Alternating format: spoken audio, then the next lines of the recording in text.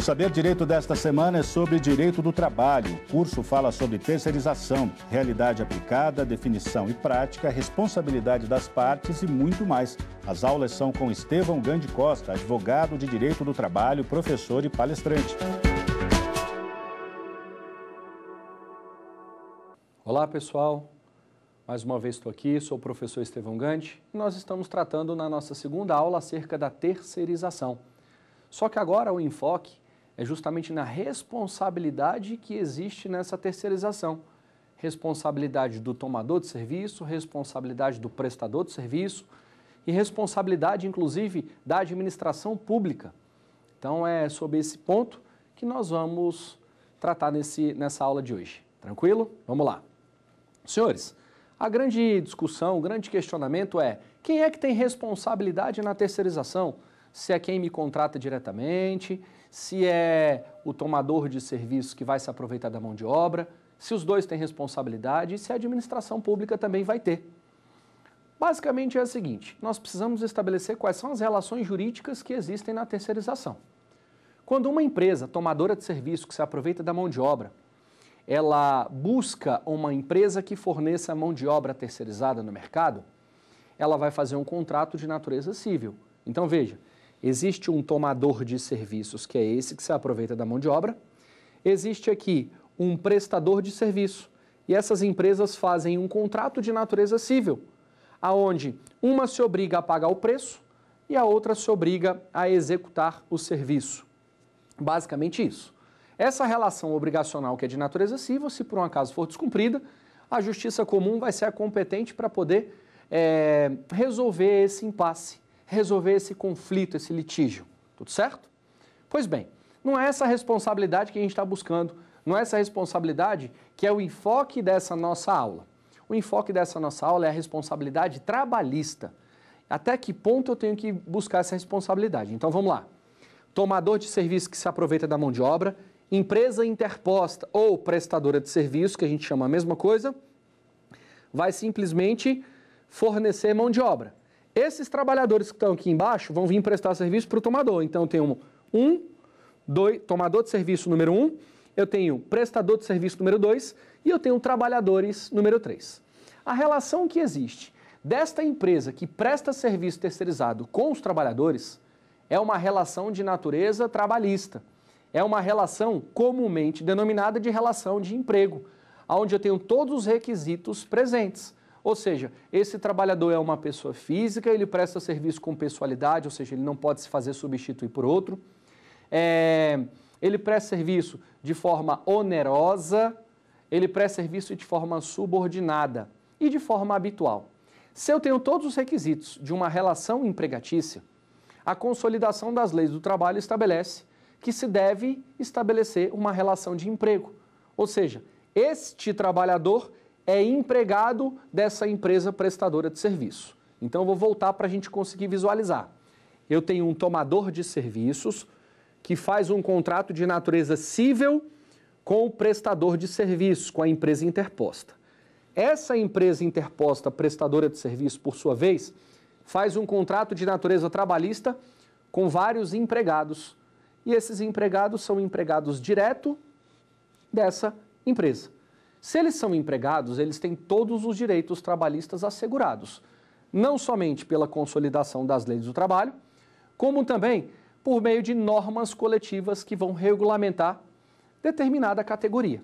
Então, eu posso ter direitos, reajuste salarial, vale alimentação e outros benefícios mais previstos em norma coletiva. Tudo certo até aqui?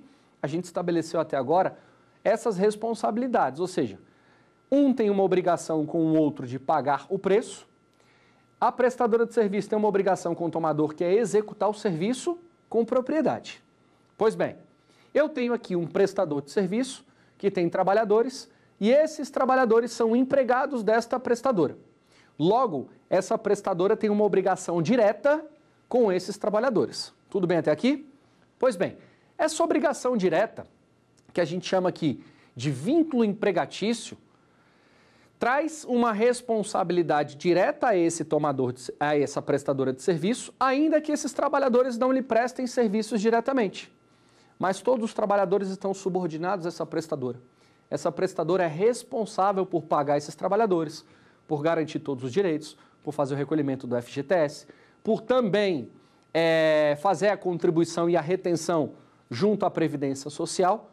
Todos os direitos são pagos diretamente pela prestadora de serviço. Tem gente que vai dizer assim, mas espera aí, Estevão, e se por um acaso o tomador de serviços não efetuar o pagamento daquilo que foi pactuado para a prestadora de serviço?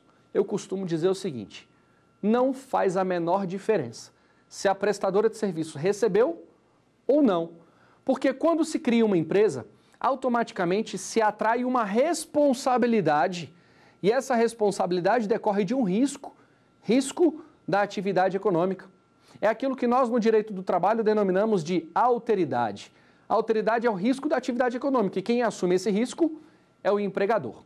Tem gente que diz assim, mas o tomador de serviços não efetuou o pagamento dos direitos, daquilo que foi pactuado, ao prestador. E por conta disso o prestador atrasou o pagamento do salário. Senhores, aqui nós não estamos tratando dessa situação. Aqui a gente não tem que visualizar essa possibilidade, porque quem assume risco da atividade econômica, quem tem que ter fundo de caixa, capital de giro para poder segurar as pontas, é justamente quem contrata. É justamente quem é o seu empregador direto, então é o prestador de serviço. Eu percebo muito isso na administração pública. Uma empresa contrata com a administração pública para fornecer mão de obra. Se a administração pública atrasar o pagamento para essa empresa traz o argumento de que não tem dinheiro para poder pagar os seus respectivos empregados. Peraí, são coisas distintas. Tanto é assim que a natureza jurídica dos contratos são diferentes. Um é um contrato de natureza civil, o outro é um contrato de natureza legitimamente trabalhista. E por conta disso, é claro que quem emprega tem que assumir o risco da atividade econômica e tem que ter dinheiro para poder justamente conseguir passar por essa fase de transição, essa fase de transição de governo, essa fase de transição de atraso de pagamento por parte daquele tomador de serviço. Tudo bem até aí? Então veja, aqui nós temos ainda situações bem peculiares. Se eu tenho um empregador, que é uma empresa que presta serviço, que fornece essa mão de obra, é óbvio que se eu tiver que cobrar algum direito trabalhista, eu vou cobrar diretamente dela. Ela que é minha empregadora direta. Mas eu sofri um assédio moral. E se eu sofri esse assédio moral, um assédio moral sofrido numa relação empregatícia, ela também tem responsabilidade. Tem gente que vai dizer assim, mas ela não está lá para fiscalizar se está tendo assédio, ela não está lá para dizer como que deve ser a prestação de serviço, não tem um gestor daquele contrato, daquela pactuação, para poder dizer como é que as coisas devem funcionar. Eu trabalho lá por minha conta e risco e estou tentando assumir uma responsabilidade que muitas vezes não é minha. Não tem nenhum problema. O fato é que quem é o seu legítimo empregador é o responsável direto, é o vinculado, é o atrelado diretamente a você. Então, no caso, se eu sou um empregado de uma empresa que presta serviço terceirizado, se eu quiser cobrar algum direito trabalhista dela, eu vou cobrar somente dela. Ela é a responsável direto. Tudo bem? Quando eu falo somente, eu estou trazendo uma responsabilidade direta. Só que tem um pequeno detalhe. Essa responsabilidade se estende um pouquinho mais. Essa responsabilidade já vinha sendo trazida. Por exemplo, a súmula 331 do Tribunal Superior do Trabalho, ela já estabelecia que a responsabilidade de quem se aproveita da mão de obra é subsidiária. E o que é uma responsabilidade subsidiária? Eu vou no passo a passo para tentar te explicar. Veja bem, se eu não recebi os meus direitos trabalhistas, por óbvio que eu vou cobrar do meu empregador direto, da empresa prestadora de serviços terceirizados, ok? Vamos denominar o nome dessa empresa de empresa A. Então eu vou ajuizar uma reclamação trabalhista perante a Justiça do Trabalho contra a empresa A, cobrando todos os meus direitos trabalhistas que eu entendo que são devidos. Simultaneamente a isso, eu já devo ajuizar uma ação também nesse mesmo processo, ou melhor, ajuizar uma ação não. No mesmo processo, eu devo incluir a empresa que se aproveitou da mão de obra, ou seja, o tomador de serviço. Porque o tomador de serviço tem uma responsabilidade, caso o meu empregador direto não efetue o pagamento, que a gente denomina de subsidiária. Então veja, é uma escada. Primeiro eu cobro do meu devedor principal, meu legítimo empregador, empresa prestadora de serviço terceirizada. Se ela não efetua o pagamento das verbas, quem tem responsabilidade pelo pagamento depois de esgotadas todas as possibilidades de cobrança é o tomador de serviços. É justamente aquele que se aproveitou da mão de obra e ele só tem responsabilidade subsidiária se por um acaso o meu verdadeiro empregador não efetuar o pagamento e depois de esgotadas todas as possibilidades de cobrança do meu legítimo empregador. Tudo bem até aqui? Pois bem, quando eu trato especificamente dessa responsabilidade subsidiária, eu quero trazer o que é uma subsidiariedade e o que é uma solidariedade. Na subsidiariedade, primeiro eu vou atrás do meu devedor principal. Só se eu não conseguir receber dele aquilo que efetivamente ele foi condenado e depois de esgotar todas as possibilidades de cobrança, é que eu vou atrás do meu próximo devedor, aquele que nós denominamos subsidiário. Não tem possibilidade de simplesmente eu, trabalhador que entendo que tenho direitos trabalhistas, cobrar diretamente daquele último devedor, sem passar pelo primeiro, sem passar pelo devedor principal. Porque senão, o devedor subsidiário, aquele terceiro lá na cadeia, ele vai dizer assim, olha, peraí, eu tenho um benefício de ordem. Eu só posso ser cobrado caso o seu devedor principal não efetue o pagamento. E o benefício de ordem é justamente isso. É dizer, ei, primeiro cobre do devedor principal, depois de esgotadas todas as possibilidades de recebimento. E caso não consiga, caso não seja possível receber, porque de repente não tem condições de pagar, é que você pode vir atrás de mim, que sou o devedor subsidiário. Tudo bem até aqui? Então, esse entendimento já era pacificado, que a responsabilidade subsidiária ela é praticamente automática. Bastava eu ajuizar a ação contra os dois, devedor principal e devedor subsidiário, e pleitear a condenação daquele meu devedor principal a todas as verbas que eu entendia devida, e em relação àquele devedor subsidiário, requerer o reconhecimento e declaração da responsabilidade subsidiária dele. Tudo bem até aqui? Significa dizer que os dois pagarão o preço de não ter quitado comigo e ter desrespeitado os meus direitos trabalhistas. É basicamente assim que funciona. Tudo certo? Pois bem, quando a gente ainda fala dessa responsabilidade subsidiária, é óbvio que quem pagar a conta a mais e aquele que não tinha responsabilidade e obrigação direta, vai querer cobrar de quem efetivamente é o devedor. Então, vou te dar um exemplo muito simples. Imagina só que eu sou o empregado de uma empresa terceirizada, a empresa A. Eu presto serviço à empresa B porque a empresa A manda. Então, eu presto serviços terceirizados a alguém que se aproveita da minha mão de obra, que é o tomador de serviço, a gente vai chamar de empresa B. Se por um acaso eu quiser cobrar os meus direitos trabalhistas, eu posso ajuizar a ação somente contra a empresa A, que é meu empregador direto, mas também posso ajuizar contra a empresa A e empresa B. Sendo que a empresa B, eu vou pedir para que o juiz reconheça que ele é um responsável subsidiário. Significa dizer, volto a repetir, que se a empresa A não me pagar, depois de esgotar todas as possibilidades de recebimento, a empresa B terá a responsabilidade pelo pagamento. Até aí está tudo tranquilo? Pois bem, ainda nesse exemplo, olha a situação que eu vou trazer. Imagina só que B, quando contrato A, disse assim, eu contrato os seus serviços e por isso eu pago R$10.000 por mês. E A falou, tudo bem, pelos R$10.000 por mês, eu vou fornecer a mão de obra dos trabalhadores terceirizados à sua empresa. E um dos terceirizados é justamente eu. Eu vou prestar serviço terceirizado junto ao tomador de serviços. Suponhamos que B está pagando certinho os 10 mil para A, só que A não tem respeitado determinados direitos trabalhistas que eu entendo que são devidos. E ajuizo uma ação contra A e contra B. Sendo que quando eu ajuizo a ação contra a empresa A, que é o meu empregador direto, eu peço ao juiz o deferimento dos pedidos e a condenação dela ao pagamento dessas verbas que eu entendo que são devidas. Em relação à empresa B, eu só peço para que o juiz reconheça que ele é um responsável subsidiário e caso a empresa A não pague, que ele venha a pagar. Tudo bem até aí?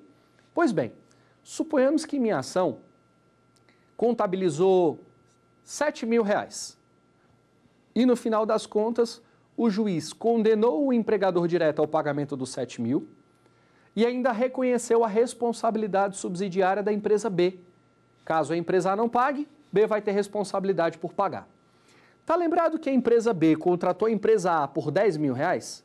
Pois bem, quando a empresa B se deparar com a reclamação trabalhista e se deparar com a condenação, depois de garantido ampla defesa, contraditório, todo o processamento de uma ação judicial, a empresa B vai dizer assim, mas espera aí, eu não tenho responsabilidade pelo pagamento integral, mas o juiz teve que reconhecer, porque assim era o entendimento simulado do Tribunal Superior do Trabalho.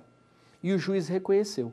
Veja, a empresa A não tinha dinheiro mais para poder pagar, não tinha mais nada para receber da empresa B e não efetuou o pagamento. Esgotei as possibilidades de recebimento do meu empregador direto à empresa A e fui atrás da empresa B. Quando eu fui atrás da empresa B, ela não teve alternativa, ela tinha dinheiro e efetuou o pagamento dos R$7.000 que era devido. Só que ela pagou além daquilo que estava na sua obrigação, na sua responsabilidade. Como ela pagou 7 mil a mais e quem tinha responsabilidade inicial pelo pagamento era a empresa A, por óbvio que a empresa B vai propor uma ação judicial contra a empresa A, cobrando depois o valor dos 7 mil que foram pagos. O nome disso é aquilo que nós denominamos de ação regressiva. É o direito de regresso, é o direito de se voltar contra aquele verdadeiro devedor, mas que não pagou as verbas, tendo em vista que a Justiça reconheceu uma responsabilidade subsidiária do tomador de serviço. Tudo bem até aqui? E a gente ainda vai voltar um pouquinho nisso. Tranquilo? Vamos fazer um teste de conhecimento? Vamos dar uma olhadinha aqui numa questão? Olha lá.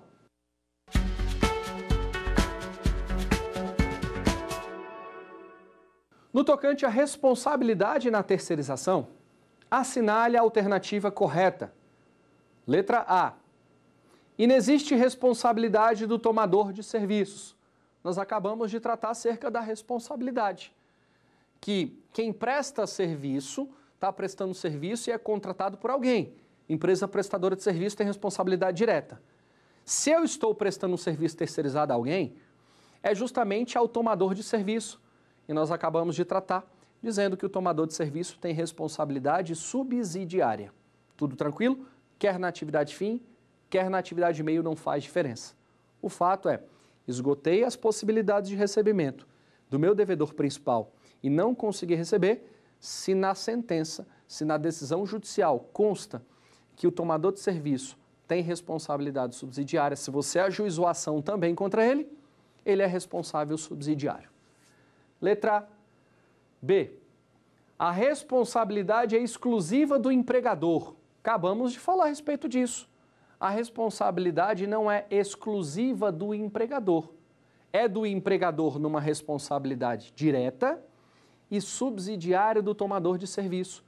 Por isso que o tomador de serviço tem a obrigação de fiscalizar, para ver se aquele prestador de serviço está efetivamente pagando os seus trabalhadores. É óbvio que se o prestador de serviço não estiver pagando os seus respectivos trabalhadores, vai ter uma consequência jurídica, pecuniária, futura, muito maior do que se espera. Tudo bem? Então vamos lá. Letra C. A responsabilidade do empregador é direta e o do tomador de serviços subsidiária. Na terceirização, é óbvio que o seu empregador vai ter uma responsabilidade direta porque ele é o único responsável imediato pelo pagamento das suas verbas trabalhistas, afinal foi ele que te contratou. E o tomador de serviço, segundo inclusive a legislação e o entendimento simulado do Tribunal Superior do Trabalho, inclusive do Supremo Tribunal Federal, é de que o tomador de serviço tem responsabilidade subsidiária. Tranquilo? E a letra D, última. Somente o tomador tem responsabilidade. Afinal, foi o verdadeiro beneficiário e destinatário da mão de obra. Isso aqui parece muito aquelas questões de concurso público, onde o examinador tenta mostrar para o candidato que a alternativa correta seria essa. Afinal de contas, quem se aproveita da mão de obra diretamente deveria, em tese, ser o verdadeiro responsável imediato. Só que na terceirização é diferente. Na terceirização, quem é o responsável imediato, como nós dissemos, é justamente aquele que te contratou diretamente. Caso ele não efetue o pagamento, aí nós vamos buscar a responsabilidade subsidiária daquele que se aproveitou da mão de obra. Então não há que se falar em responsabilidade direta do tomador de serviço, porque se assim for, o tomador de serviço pode argumentar aquilo que nós denominamos de benefício de ordem. É dizer, eu não sou o responsável imediato direto, eu só sou o responsável subsidiário. Primeiro cobre do devedor principal, só se ele não efetuar o pagamento depois de esgotadas todas as possibilidades, é que você pode vir atrás de mim.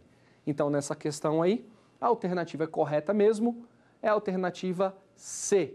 A responsabilidade do empregador é direta e do tomador de serviço subsidiária. Tudo certo até aí? Pois bem, nós vamos dando continuidade e um outro ponto aqui que é relevante é até que ponto há um limite nessa responsabilidade? Será que existe limite dessa responsabilidade subsidiária? Esses dias eu vi um caso muito peculiar, muito interessante, onde um trabalhador prestava serviço para uma determinada empresa. Ele era empregado dessa empresa e essa empresa fornecia mão de obra para um tomador de serviço. Era um exemplo clássico de terceirização. Vou tentar elucidar melhor ainda. Era uma empresa do ramo de tecnologia da informação. Olha que interessante. A empresa A, tomador de serviço, contratou a empresa B, específica, especializada no ramo de tecnologia da informação. Essa empresa B tinha os seus respectivos empregados. Então existia uma responsabilidade direta dos empregados em relação dessa empresa prestadora de serviço em relação aos seus empregados, e em tese existia uma responsabilidade subsidiária do tomador de serviço. Então está aqui, tomador, prestadora de serviço e trabalhadores terceirizados. O que aconteceu especificamente nesse caso? A empresa prestadora de serviço, que era empregadora direta e imediata, deixou de efetuar inúmeros pagamentos de verbas trabalhistas rotineiras, previstas na legislação, nos direitos trabalhistas, inclusive reajuste salarial, vale-refeição previsto em convenção coletiva de trabalho, abono previsto em convenção coletiva, anuênio previsto em convenção coletiva. Resumindo, o que o empregador fez foi simplesmente desconsiderar os direitos trabalhistas dos seus respectivos empregados. Fora isso, quando os trabalhadores iam cobrar do legítimo empregador, o que acontecia? O empregador gritava com os respectivos empregados, maltratava os empregados na frente dos outros, inclusive na frente até mesmo do tomador de serviço. E aquilo foi ocasionando situações vexatórias. Aquilo foi abalando diretamente a moral dos trabalhadores. Ou seja, essa conduta era praticada pelo empregador direto e também, muitas vezes, um trabalhador estressado com a situação começava a ofender diretamente um colega de trabalho. É aquele clássico exemplo do assédio moral. Uma conduta que viola, que vai afrontando a moral do trabalhador ao ponto dele ficar desgastado e chegar a não aguentar mais a empresa, chegar a pedir demissão. Até aqui está tudo certo? Vamos lá ainda no exemplo. Olha só. Esses trabalhadores resolveram ajuizar uma ação trabalhista contra o verdadeiro empregador. E como eles prestavam serviço para um único tomador de serviço, também resolveram ajuizar a ação contra o tomador de serviço, só que contra o tomador eles estavam pleiteando somente uma responsabilidade subsidiária.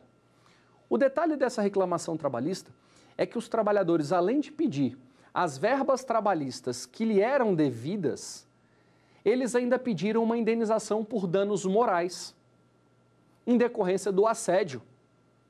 E estavam pedindo valores vultuosos, aproximadamente 100 mil para cada um. Eram 3 trabalhadores.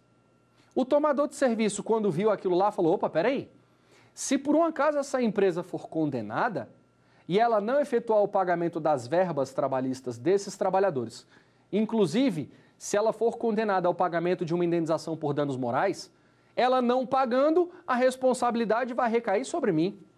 E sobre mim eu não posso ser responsável por uma indenização daquela conduta que eu não pratiquei. Não seria justo comigo. E aí, o que o tomador de serviço fez?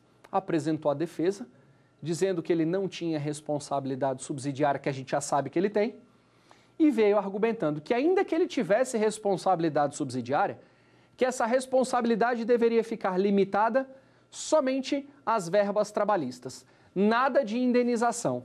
E começou justamente com isso. E ele veio sustentando justamente isso. E ele sabia, tinha plena consciência de que o entendimento sumulado do Tribunal Superior do Trabalho, do Supremo Tribunal Federal, já era nesse sentido de atrair a responsabilidade subsidiária, mas o que ele entendia que não poderia haver era a responsabilidade pela eventual indenização que viesse a existir.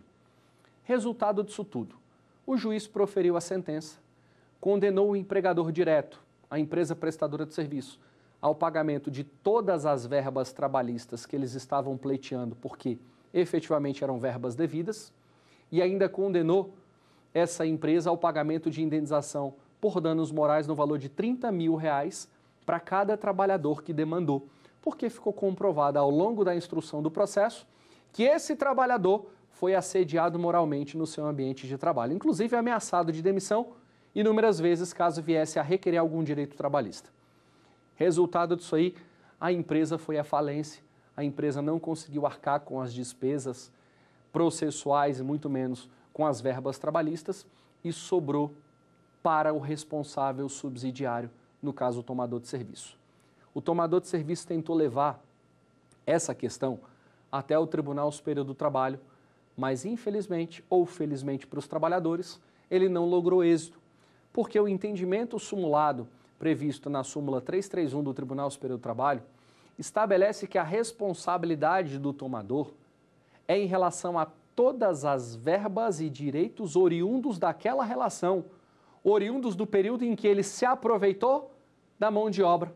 Resultado disso e como conclusão, indenização por danos morais também fica a cargo do tomador de serviços, caso o prestador de serviço não venha pagar. Aí, quando a gente começa a fazer uma análise disso aí, você começa a perceber que essa situação de responsável subsidiário ela é muito grave se simplesmente não houver uma fiscalização por parte do tomador de serviço para ele poder saber como é que as coisas estão acontecendo. Tudo certo? Pois bem, tomador de serviço tem responsabilidade? Tem. Responsabilidade subsidiária. Basta o trabalhador ajuizar uma ação contra o empregador direto e contra o responsável subsidiário. Quais são os limites? O limite da responsabilidade é o tempo em que o tomador de serviço se aproveitou da mão de obra daquele trabalhador. Aí tem gente que vai dizer assim, Estevão, e no caso de um trabalhador prestar serviço em diversos tomadores e não ficar fixo somente em um determinado tomador de serviço? Aí, senhores, o que eu posso te dizer é que quando não tem pessoalidade deste trabalhador terceirizado junto ao tomador de serviço, fica muito complicado de se estabelecer qual que é o limite da responsabilidade. Porque o tomador de serviço só tem responsabilidade subsidiária, diga-se de passagem, em relação ao período que ele se aproveitou da mão de obra daquele trabalhador.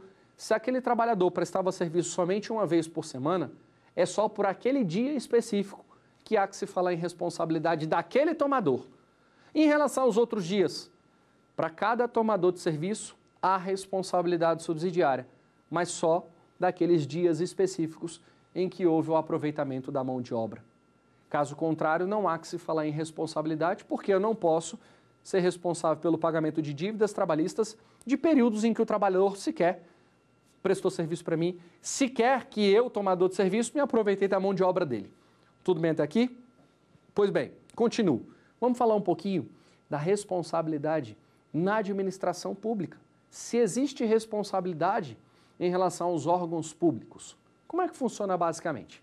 Existem inúmeros órgãos públicos que, por meio de um processo licitatório, resolvem então contratar uma empresa para fornecer mão de obra. Isso é comum, muito comum dentro dos órgãos públicos, afinal, a atividade finalística do órgão vai depender muito. No judiciário, é simplesmente solucionar os impasses, os litígios, é julgar, é dizer o direito ao caso concreto. Aí eu tenho o Ministério da Saúde, eu tenho o Ministério do Trabalho, cada ministério com a sua finalidade social. Por óbvio que quem vai prestar serviço na atividade finalística do ministério ou na atividade finalística daquele órgão público é justamente o servidor público, admitido mediante concurso público, ou então aquele que tem um cargo comissionado, ok? Então, essas pessoas vão desempenhar essas atividades finalísticas do órgão. Mas, normalmente, o órgão, ele não quer ficar atrelado a fiscalizar, gerir, administrar atividade meio, limpeza, conservação, segurança, portaria, tecnologia da informação. Então, o que o órgão faz? Instaura um processo licitatório, justamente visando contratar uma empresa que possa fornecer aquela mão de obra e assim atender a sua finalidade pretendida. Depois de um processo licitatório, é claro que a melhor empresa vai ganhar de acordo com aqueles procedimentos que estão previstos na letra da lei. Quando essa empresa sagrar-se vencedora, ela vai começar a prestar serviço para o determinado órgão público. Essa é uma terceirização. Então, vou pegar um exemplo claro. Supremo Tribunal Federal pode contratar uma empresa para fornecer mão de obra? Claro. Supremo vai, contrata uma empresa, coloca ela aqui no meio, empresa interposta, prestadora de serviço, para que ela forneça mão de obra de trabalhadores terceirizados para o próprio Supremo. São terceirizados trabalhando dentro do Supremo Tribunal Federal. Isso é comum não só no Supremo, mas qualquer órgão público, principalmente nessas áreas que eu acabei de mencionar. Limpeza, conservação, tecnologia, muitas vezes a parte da imprensa, aquelas que fogem um pouco da finalidade específica daquele órgão. Quando isso efetivamente acontece, nós temos uma terceirização. E aí o trabalhador pode ou não pode demandar contra o órgão? É isso que a gente tem que fazer uma análise. O trabalhador vai demandar contra o empregador direto e o órgão público vai ter responsabilidade, sim ou não? Certinho? Antes de eu te responder se a gente vai ou não vai atrair uma responsabilidade para o órgão, a gente vai passar para um teste de conhecimento. Vamos aqui para uma perguntinha rápida.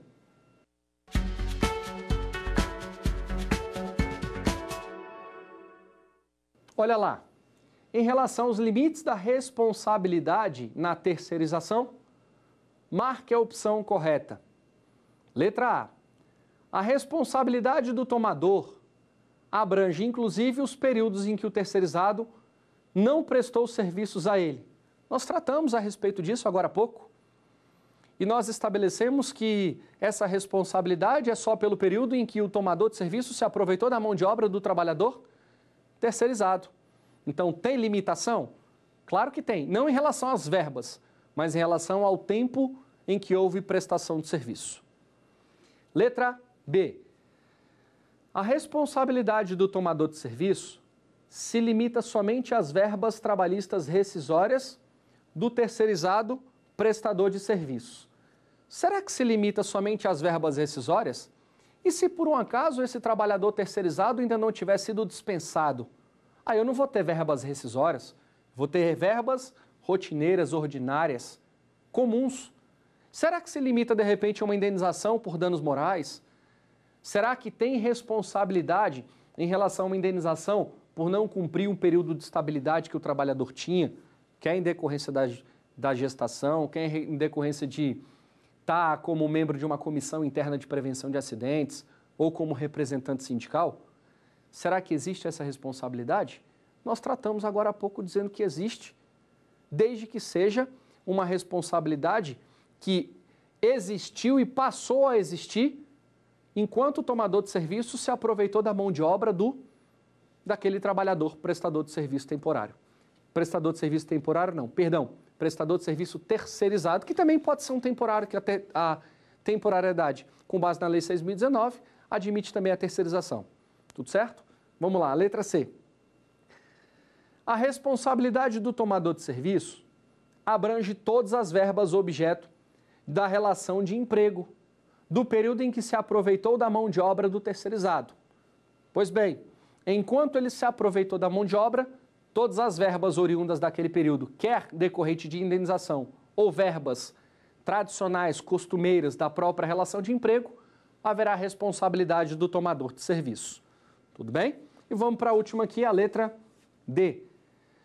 A prestação dos serviços terceirizados não terá qualquer responsabilidade, deixa eu ler de novo. A prestadora de serviços terceirizados não terá qualquer responsabilidade pelo pagamento de verbas trabalhistas dos empregados quando estes prestarem serviços ao mesmo tomador durante todo o período de vínculo. Olha lá, será que quem contratou esses trabalhadores vai ter responsabilidade direta pelo pagamento das verbas trabalhistas do período do vínculo? Ou não tem responsabilidade só porque o trabalhador, quando prestou serviço, ficou vinculado, atrelado a um único tomador? Quando a gente vai fazer uma análise dessa questão muito típica, questão muito rotineira, de questão prática, da parte prática e da parte de concurso público, nós temos aqui especificamente uma alternativa só como sendo a correta. Olha, dá uma olhada na alternativa C. A responsabilidade do tomador de serviço, ou seja, quem se aproveita da mão de obra, abrange todas as verbas objeto da relação de emprego do período em que esse tomador se aproveitou da mão de obra do terceirizado, independentemente de ter cunho indenizatório ou não. Então, a alternativa C, alternativa correta. Com base nisso, a gente vai dando prosseguimento. Antes da gente resolver as questões, eu estava tratando justamente acerca da possibilidade de se responsabilizar a administração pública pelo não pagamento de determinadas verbas trabalhistas. Mas aí você vai falar, bom, mas quem paga diretamente é a administração pública ou quem paga diretamente é aquele empregador que contratou? É o empregador. Mas se o empregador não pagar esses trabalhadores, quem tem responsabilidade pelo pagamento, será que é a administração? Quando a gente começa a fazer a análise disso, eu percebo muitas vezes que a administração pública, em algumas situações, atrasa o pagamento.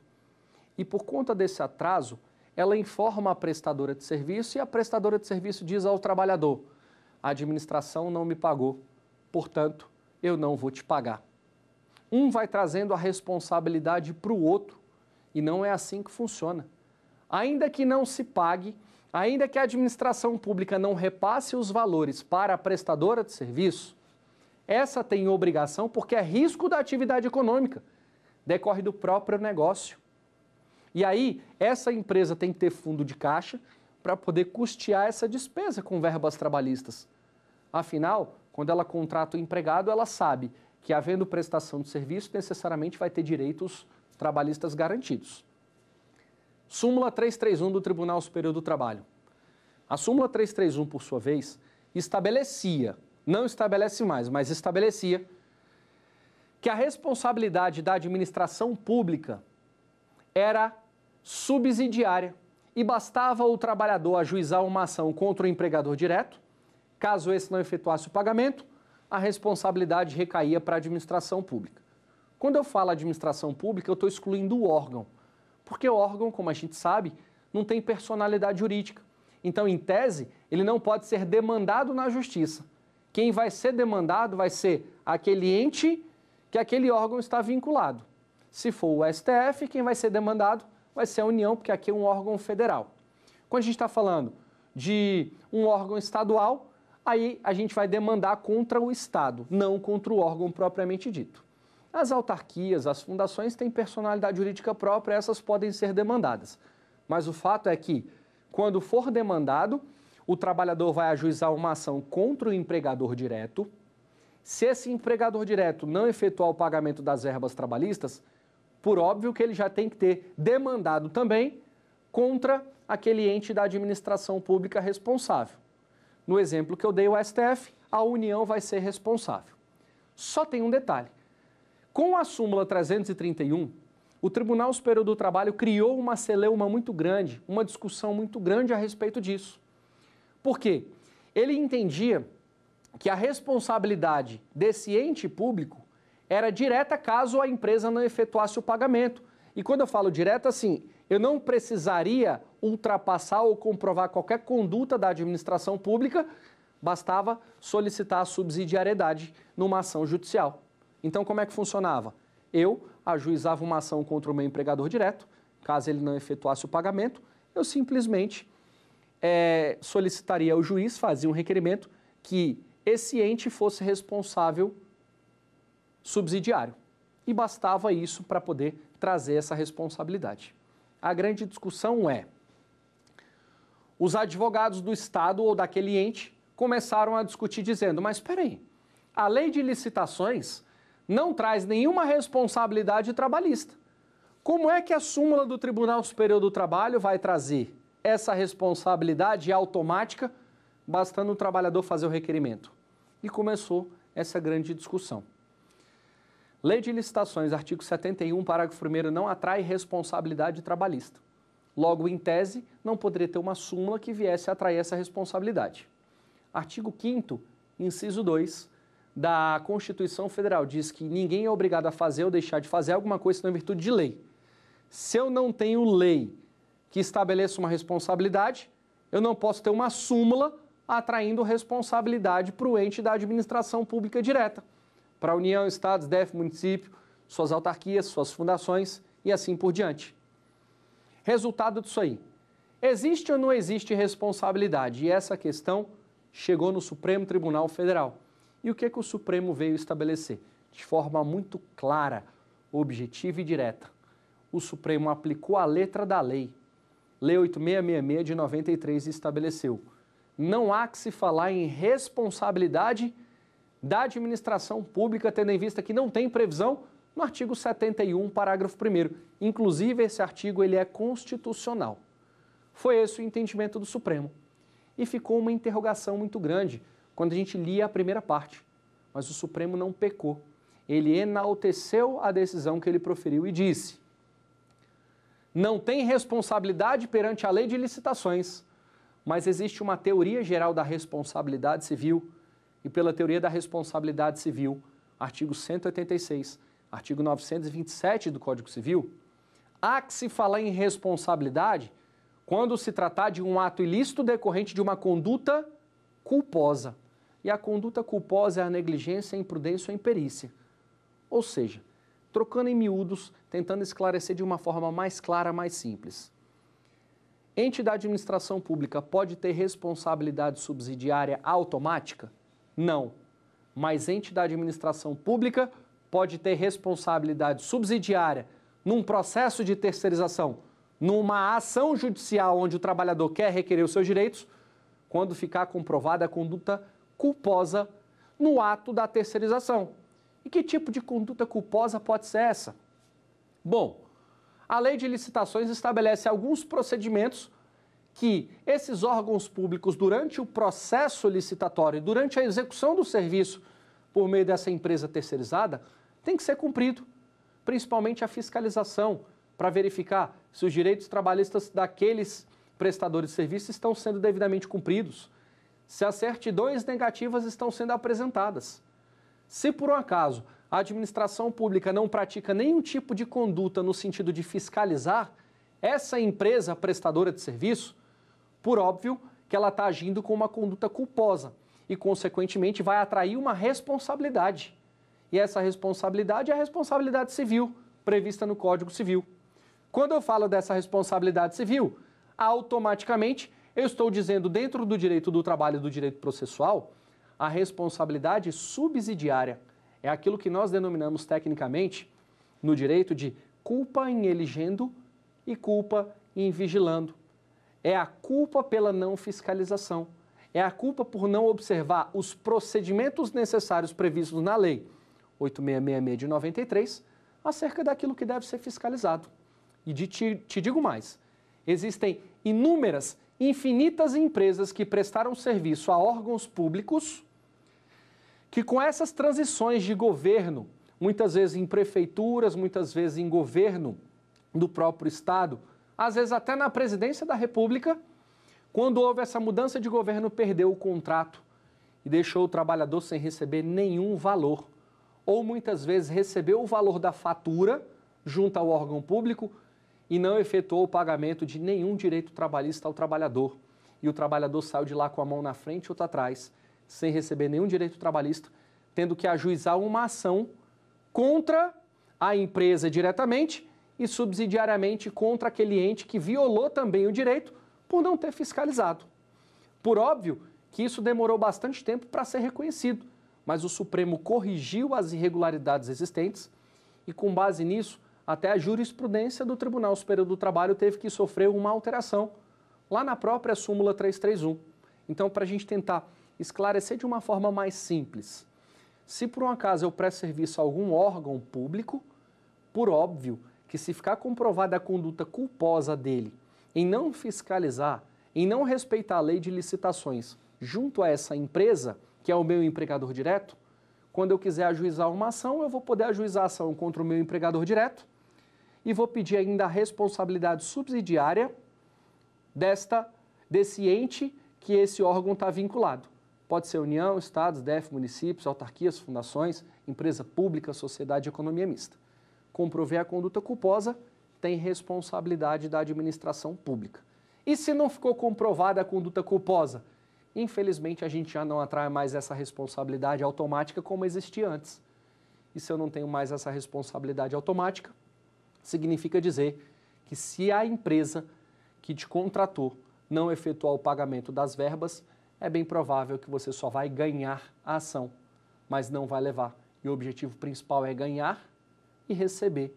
Afinal de contas, a gente está tratando de verbas trabalhistas que têm natureza alimentar. Tudo certo até aqui? Vamos fazer mais um teste de conhecimento? Passa para cá, dá uma olhadinha.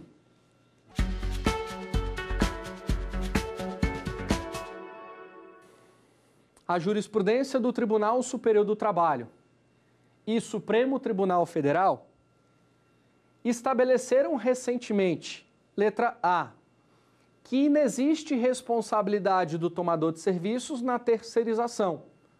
Será que inexiste responsabilidade? A gente tratou várias vezes a respeito desta responsabilidade do tomador. Se não for administração pública, a responsabilidade é subsidiária, automática, desde que o trabalhador faça esse requerimento. Se for administração pública, só há que se falar em responsabilidade subsidiária se houver a comprovação de uma conduta culposa. Culpa em elegendo e culpa em vigilando, súmula 331. Tranquilo? Vamos lá. Letra B de bola. É possível terceirizar a atividade principal e meio do tomador de serviço e que a responsabilidade deste é subsidiária. É possível terceirizar a atividade principal e meio do tomador de serviço? É possível. Segundo o entendimento legal, Lei 6.019, atualizada por meio da Reforma Trabalhista, Lei 13.467 de 2017, e ainda de acordo com o recente julgado do Supremo Tribunal Federal, proferido no ano de 2018, que reconheceu. Agora, e a responsabilidade do tomador existe? Responsabilidade subsidiária, inclusive, está prevista na letra da lei. Eu quero só fazer uma ressalva aqui. A Lei 6.019 de 74 estabeleceu, em relação à terceirização, quando se tratar de trabalho temporário, que todas as vezes em que houvesse alguma fraude, fraude que eu falo aqui especificamente, o objetivo, na verdade, do prestador de serviço não era fraudar propriamente dito, era simplesmente falir. Se ocorrer a falência do prestador de serviço, segundo a Lei 6.019, lá no trabalho temporário específico, a responsabilidade do tomador é solidária. Então, veja, até o tomador, nesse ponto, vai ter que tomar cuidado para poder verificar se a prestadora de serviço não está ao ponto de vir a falir. Porque se tiver falência, a responsabilidade não é subsidiária, ela é solidária. E ser solidária é estar junto. Não há que se falar em benefício de ordem. Aquele que pagar primeiro satisfaz a obrigação do trabalhador. Então, tem que tomar muito cuidado em relação a isso. Como regra, responsabilidade subsidiária. Vamos lá, letra C. Que a responsabilidade do tomador na terceirização sempre será solidária. Nós tratamos aqui dizendo que a regra é uma responsabilidade subsidiária. Excepcionalmente, teremos uma responsabilidade solidária. E aí eu te dei um exemplo. Lá na parte de trabalho temporário, na terceirização, Lei 6.019 de 74, se ocorrer a falência da prestadora de serviço, o tomador tem responsabilidade solidária.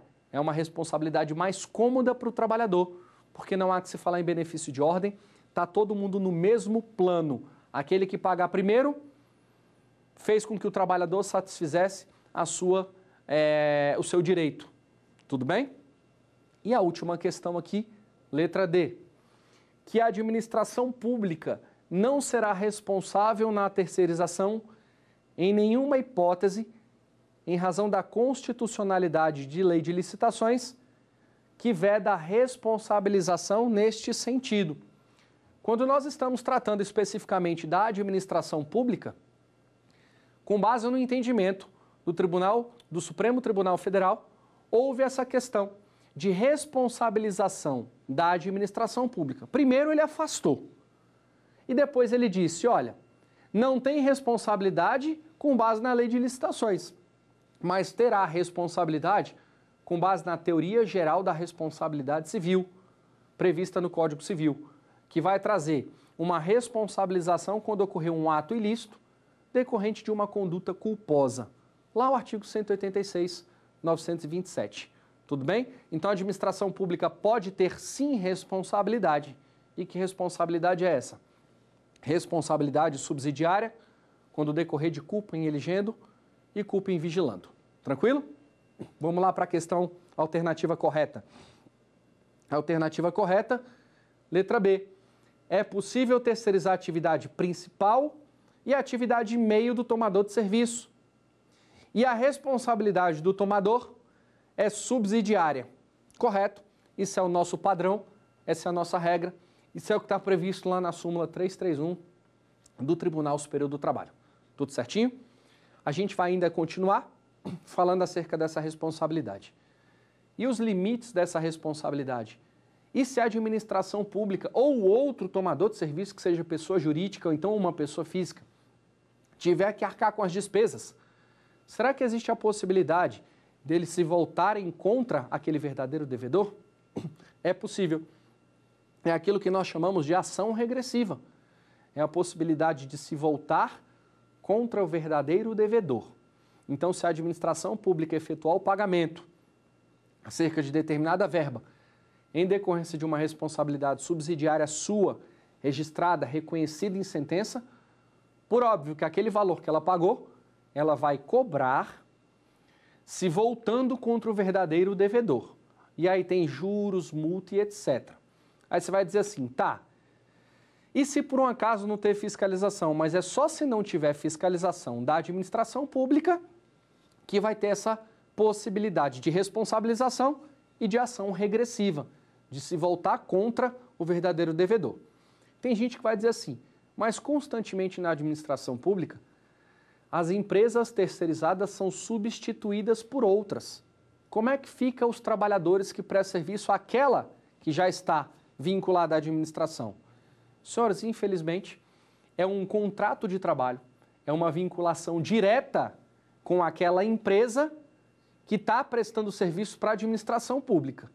Se acabar o contrato com a administração pública, de duas uma, ou essa empresa mantém esses trabalhadores para poder alocá-los em outros postos de trabalho, o que normalmente não é o correto, porque não é o comum, porque essa empresa ela está ali só com a finalidade de fornecer mão de obra, e se o objetivo dela terminou porque o contrato já não existe mais, eu costumo dizer que a próxima alternativa que vai ter é justamente mandar os trabalhadores para a rua numa dispensa sem justa causa, assim assegurando todos os direitos. Alguns sindicatos estabelecem numa norma coletiva dizendo que caso uma nova empresa entre nesse processo licitatório e consiga vencer a licitação, que ela muitas vezes vai ser obrigada a contratar aqueles trabalhadores demitidos da antiga empresa. Mas o objetivo disso é tentar garantir a empregabilidade daquele que já tinha a rotina trabalhista, aquele que já tinha a rotina do trabalho. Tudo bem? E é possível também, muitas vezes, em alguns órgãos públicos, eles colocarem no próprio contrato dizendo que como a equipe é muito antiga, como eles já sabem da rotina, já sabem de toda a estrutura e a mão de obra já está capacitada, qualificada para isso, é possível, inclusive, a gente observar que alguns contratos licitatórios estabelecem que caso uma outra empresa vença esse processo de licitação, que ela deverá manter aqueles trabalhadores da antiga empresa nos quadros, nos seus respectivos quadros, para que eles venham prestar serviço. Tudo bem? Esclareci alguns pontos. Agora a gente só vai fazer um resuminho rápido para eu poder colocar e fazer menção à nossa terceira aula e a gente seguir adiante. Resumo rápido. Será que existe a possibilidade de terceirização na atividade meio e fim? Sim, é possível. E será que existe responsabilidade do tomador de serviço? Como regra, a responsabilidade do tomador é automática, bastando o trabalhador ajuizar a ação contra o empregador direto e subsidiariamente contra o tomador de serviço. Não há que se falar em cobrança direta do tomador, porque senão ele pode alegar o benefício de ordem e dizer, olha, primeiro cobra do devedor principal e depois, se ele não pagar, esgotou as possibilidades, venha cobrar de mim. Tudo bem? É possível trazer responsabilidade para a administração pública? Como regra, não. Mas se ficar comprovada que na terceirização houve uma conduta culposa da administração pública, aquela culpa em elegendo e culpa em vigilando, devidamente comprovada no processo, por óbvio, a administração pública vai ter responsabilidade, sim, desde que no processo ela figure como reclamado no polo passivo de uma reclamação trabalhista. Tudo bem? Eu te convido a continuar conosco assistindo a nossa terceira aula, que também vai tratar acerca da terceirização, um tema muito interessante, só que numa vertente específica. Até mais e obrigado pela paciência.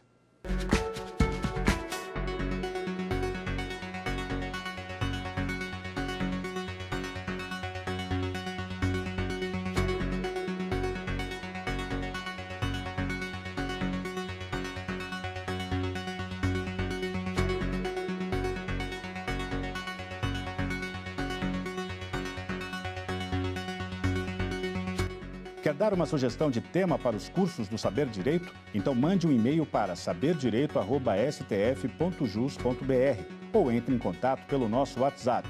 O número é este que aparece na sua tela. Você também pode estudar pela internet. Basta acessar o site tvjustiça.jus.br ou rever as aulas no canal da TV no YouTube, TV Justiça Oficial.